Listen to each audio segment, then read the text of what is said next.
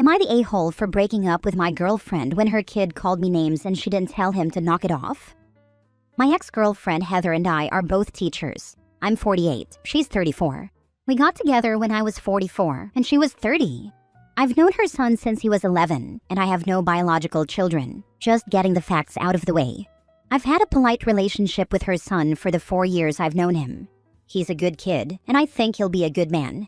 His biological father, Dan, is a waste of skin. He is 35. He was also a student of mine when he was in middle school. This is important. Dan met Heather when they were away at college, in a different city from where I've spent my entire career. Dan Jr. wasn't really a problem for most of our relationship. His dad was and is a jerk, but not more than most. Then Heather and I started talking about getting married. All of a sudden, Dan Jr. started mouthing off and misbehaving, saying things like I couldn't replace his dad. He became confrontational. I'm a teacher. I've seen many of my students go through this. I talked to Heather about getting him some therapy and also suggested family therapy. She has seen this in her students too, so she should know what he needs.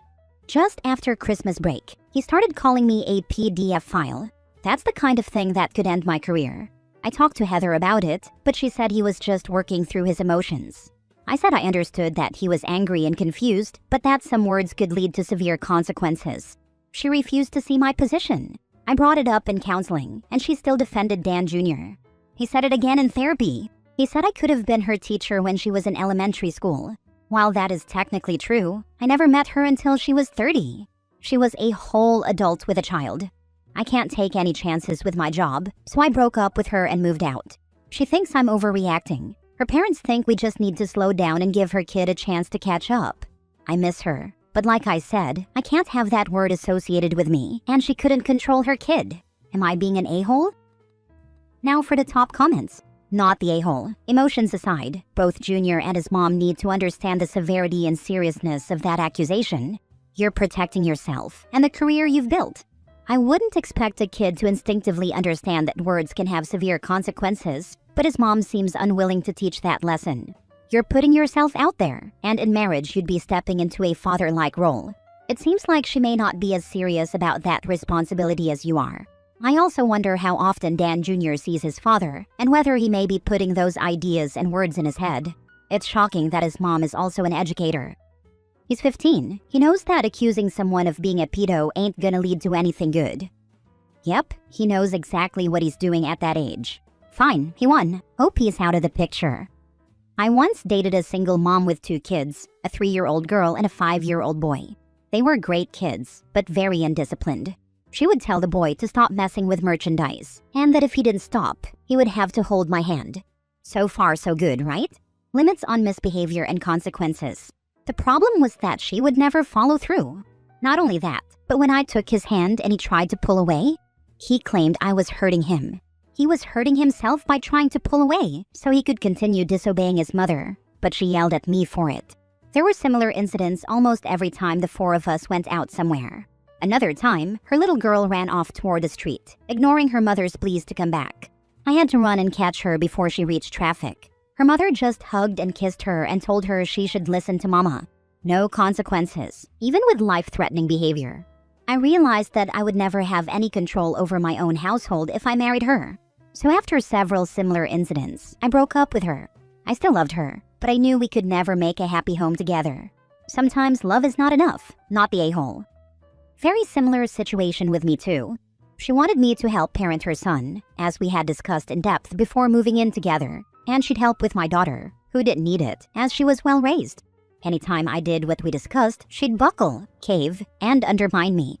When his behavior at school was truly terrible, she'd talk to me and ask my advice. We'd spend hours making plans, schedules, sticker charts, you name it. But as soon as he resisted even a little, and it required actual parenting, she'd fold and give up, and the behaviors continued. It got to the point where we had a mortgage sorted and an offer on a house accepted, and I realized the same thing. My life would never be my own, and I'd be financially tied to this child's terrible behavior and his mom's constant desire for an easy life. Love wasn't enough, even though she was a wonderful person outside of her parenting, especially when her son was with his father for 2 weeks at a time. Sadly, breaking up was the best decision I ever made. Next story. Am I the a-hole for refusing to house his family and ending my engagement to protect my career? I, 36 female, recently experienced a very positive career shift. This has allowed me to afford things I've always wanted, like finally getting my own office space. Where I live, property owners often convert houses facing the highway into commercial spaces, so mixed-use areas, housing and business, are common. I rented a small 3-bedroom, 1.5-bath, house-to-office property near the local college. I could afford the rent and chose to invest in the office I've long desired. I don't go to the office every single day. I'm now engaged, but our families are very different, and having my own office has put a strain on our relationship. My fiancé Dave, 43 male, comes from a loving family, but they have deep personal problems that constantly overlap. I think this has affected their ability to feel safe unless they are all together. I try not to judge, as I come from a very tight-knit family myself.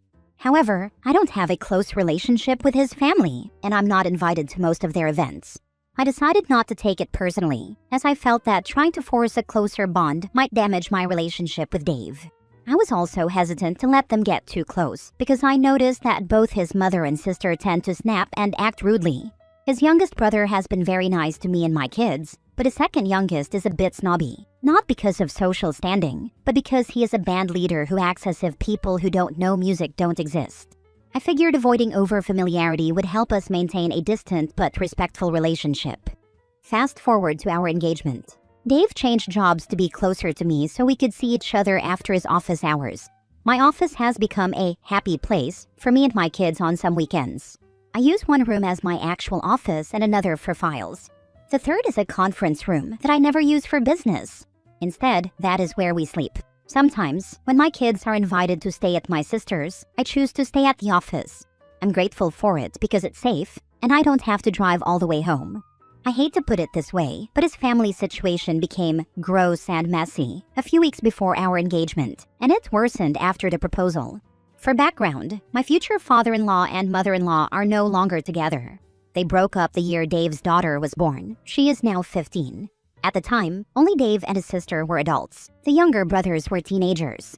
Dave had to take his entire family in. He still keeps the same 2-bedroom apartment, and this affected his previous marriage. His ex-wife complained, so he told his mom to move out. Later, his ex-wife and sister-in-law had loud arguments, and she even had a screaming match with his mother. That relationship is now completely non-existent. I don't go to Dave's apartment often, not for any negative reason, but because I know his family likes to gather there and he looks forward to it. We had agreed that his family would remain part of his Sunday routine when we eventually move in together. However, last November, his mother and sister were kicked out of his aunt's house. They moved into the family's old home, which belonged to his grandparents, but they were eventually kicked out of there too due to drama and animosity. Dave asked for my help, so I started sending him links to rental properties. His reaction was complete silence. Then he said we needed to talk. During a very uncomfortable phone conversation, he asked if I would allow his family to stay with me. This caught me off guard, and I said no. My home is a 4-bedroom house, and I will not alter my children's routines or turn them out of their bedrooms. He said he understood, but asked me to consider letting them stay at my office. I again said no. He kept bringing it up for days, until I told him that his request felt imposing and would literally take away my peace of mind. I mentioned not wanting to cause issues with my landlord, and I expressed my firm boundary regarding my privacy and career. I keep sensitive files and client information there. Even with locking cabinets, I have signed NDAs and cannot risk it. I am finally at a point where my career is growing as planned. His 2 brothers don't have a place to live either. The youngest was asked to never visit again by his girlfriend's parents. They have 2 kids together and she lives with her parents after he started spending the night. The other lived with his mother but bounced around a lot, and I don't know the whole story. Dave got fired up, raising his voice, red-faced, and not letting me talk. He went from sounding offended to showing a lot of anger, and he yelled at me. I ended up crying, which only made him angrier. This happened at least twice in 1 week. Eventually, we both agreed we needed to talk because the conversation had gone off the rails. I tried to compromise. I suggested helping his younger brother by perhaps renting him a room. Dave seemed okay with this but remained anxious. He explained that he can't bring the whole family to his place because displacing his daughter from her room would cause custody issues with his ex. I tried to stay calm, but I told him he wasn't being fair. We are talking about 4 adults, plus his sister has 2 kids. His two brothers would also likely want to bring their daughters to visit. They have back child support payments, and Dave keeps saying that finding a place to live would help them complete those payments. Furthermore, no one was mentioning rent, and I lost my patience and asked him about it. He started shaking his head, as if I were a terrible person for asking. His mother doesn't have a job and needs to get back on Section 8, as does his sister. He says the wait time is challenging, which I believe, but I cannot sacrifice my professional and personal life for this. Things had seemingly calmed down for a few days because I avoided bringing the subject up. However, Dave has completely shut down sexually. He says he's not a sex machine and that he has a lot on his mind. I respected that until he told me he will never forget how I abandoned him during a time of hardship. I tried to talk to him, but whenever I bring up my side of the story, he shuts down. He says we will never reach an agreement if I refuse to understand his family situation. He has also claimed that I am materially different from who he thought I was and that he needs a partner who is loyal to him. He repeats this constantly. I go back and forth between not knowing what to say and feeling full-blown resentment toward him for trying to force me into something I don't want to do. He claims that the fact that I feel forced proves I am only in the relationship for the good times. My sister is furious with him because she caught me crying. She asked if I wanted to rent a house for them just to end the feud, but that feels even worse. It would set me back financially. The entire purpose of my previous sacrifices was to find stability. I would be in a situation where they get whatever they want, despite having excluded me in the past. I reminded him that I am the only responsible parent my children have. He says he loves my kids and understands that, but insists that I need to put myself in his shoes. I'm very hurt and very confused, because this has even affected the way he speaks to me. Also, I've been very active in his daughter's life without creating problems with her mother. I'm the primary adult helping her with schoolwork because she says her mother is too strict and Dave isn't very academic. I also stayed up with Dave for months while he was trying to get his small business to take off. I helped contact potential clients, wrote proposals, and pretty much acted as his main support system when his business partner sent an FU text and announced the termination of their agreement. I'm mentioning this because I've tried to be a good partner, and I don't know if his family's current situation is making him hate me as a defense mechanism. I can't mention this to him because he gets very upset. I'm at the end of my rope. I love this man to pieces, but I felt I had to put ending our engagement on the table. His reaction scared me. He became physically ill, crying and shaking. He told me he understands me, but in the same breath he said that I am weaponizing my new income level and our relationship against him. He's offering to go to couples therapy. I know therapy could be a great tool, but I'm afraid of ending up in a situation where my career becomes a permanent sore spot. Would I be the a-hole if I go through with it without giving him any further chances? I have a lot of doubts here, and any input would help. What is he bringing to this relationship? It sounds like you're supporting him, taking care of his child, and now we're supposed to pay for his family. Your career be damned? If all he brings to the table is drama and sex, girl, you can get that anywhere. Our relationship was very respectful, and we had no fights or problems. He was very kind, and to be fair, he was the first person to help me feel like a priority. He took my feelings and opinions into consideration. When his small business went under, I had no problem helping out because one thing canceled out the other, and for a good amount of time, I felt like we were best friends. I have to ask, are you just feeling this way because of how badly other people treated you in the past? My sister and I have had conversations about how abusive people lay the track for lazy people.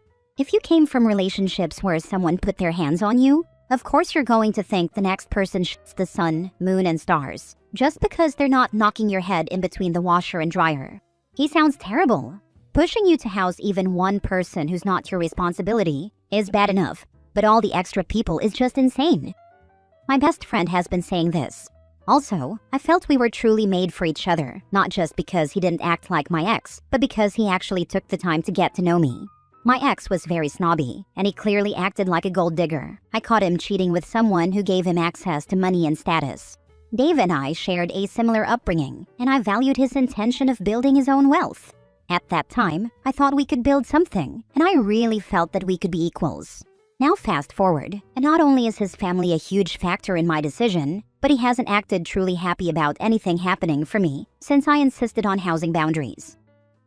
Last story. Am I the a-hole for leaving a date early after they showed up, looking nothing like their photos? I, 27 female, matched with someone, 26 male, on a dating app, and we talked for about 2 weeks before meeting up. Their profile had a lot of photos, clear face pics, full body shots, and no filters that I could tell. We had good conversations, similar interests, and I was genuinely looking forward to the date. When I arrived at the restaurant, I didn't recognize him at first. He eventually waved me over, and it became clear that he looked very different from their photos. Not just different angles, but clearly much older photos, and a pretty big difference in appearance overall. I tried to be polite and stayed for about 20 minutes. We made small talk, but I couldn't shake the feeling that I'd been misled. I ended up telling him that I didn't feel a connection and that I was going to head out. I paid for my drink and left. He later messaged me saying it was rude and hurtful to leave early, and that attraction can grow if you give it a chance. A friend of mine said I should have just stayed for the full date since I was already there, and that leaving early was shallow and embarrassing for him. I didn't insult him or comment on his appearance. I just didn't want to continue a date that started with what felt like dishonesty. Am I the a-hole? Not the a-hole. That person catfished you.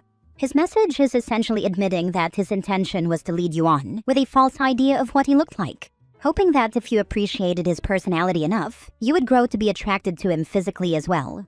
He was dishonest, full stop. Starting a relationship with a lie is a recipe for disaster. Why do people do this? I would much rather someone have swiped left on me than embarrass me in public. Not the a-hole. Hard to believe that he couldn't dig up any recent pics. If you'd stayed for the whole date and then declined a second date, people would say you used him. If you leave early, before any money is spent, then you're a bitch. You can't win. Might as well follow your heart. I do think it's funny that he had the nerve to message you and say you were rude LOL. You could have told him that you were trying to spare his feelings, since he is obviously insecure enough to use old photos that flatter him. I had a friend who showed up for a date, and the person was using his brother's photos in his online profile, not the a-hole. I had a friend go on a date, and the guy was as old as her father. He was using photos of himself from 20 years ago.